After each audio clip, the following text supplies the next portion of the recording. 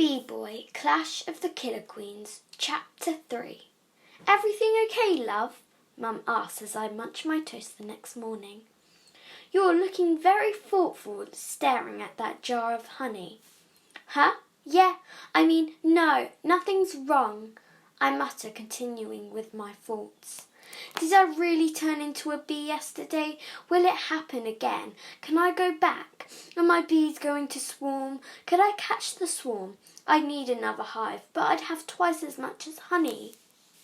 My thoughts are broken when Mum grabs the honey jar and clears the table.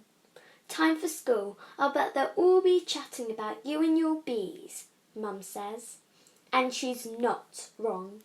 Yesterday's assembly had not been forgotten, and just as I feared, it starts as soon as I get into the playground. Hey, B-Boy, do you wear special pants like Mrs. Welks? Somebody shouts. Crudwell joins in.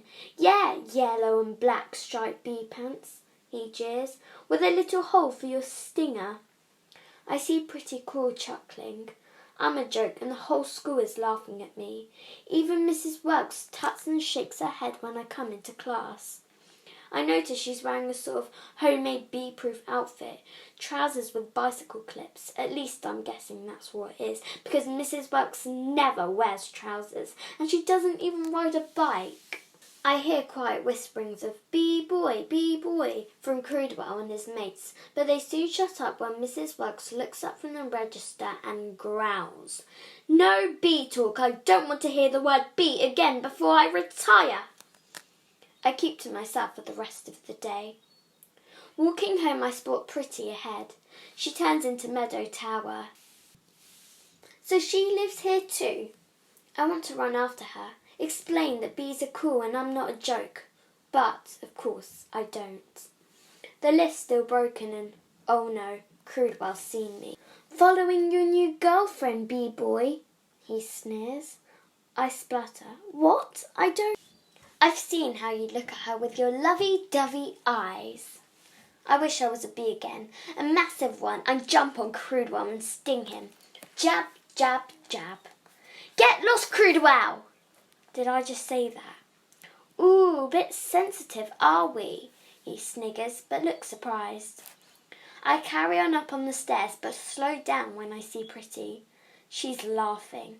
Such a loser. She calls out, not even bothering to look round. And I hoped we might be friends. I wait for Pretty to get well ahead, then plod slowly up to the flat, feeling sad and a little bit sick inside. Come on, Glumface, Mum says. Tell me what's up. But I can't. If I tell Mum about school, she'd go into D.I.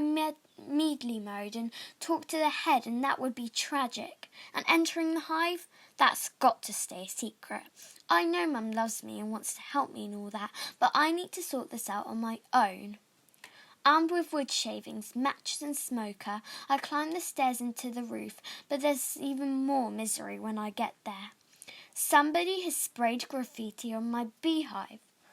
Buzz off, B-Boy, it says in big black letters.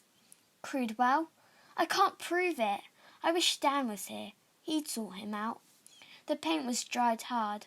I'll have to wait until my bees are snoozing in the winter before I can sand it down and repaint. I guess I've got more important stuff to do anyway. I want to get back inside the hive. I want to be a bee again. I need to find out what's going on in there. I look around to check that I'm alone. Excellent. No Mr. Johnson and no Crudwell. We're shaking hands. I light my smoker and it's soon starting to puff away. I stand waiting for the smoke to spiral and then that gently falling down, down, down to where my friends, the bees, are waiting. But nothing. I puff some more. Have I forgotten something? Is anything different this time? There's no Mr. Johnson, but surely that doesn't matter. Puff, puff, puff. Nothing. After half an hour, I give up. I can't make it happen. So is that it? I guess for now, I have to check my bees like normal beekeepers do. The smoke has done its work, so I lift the lid and I'm pleased to see that the bees haven't swarmed.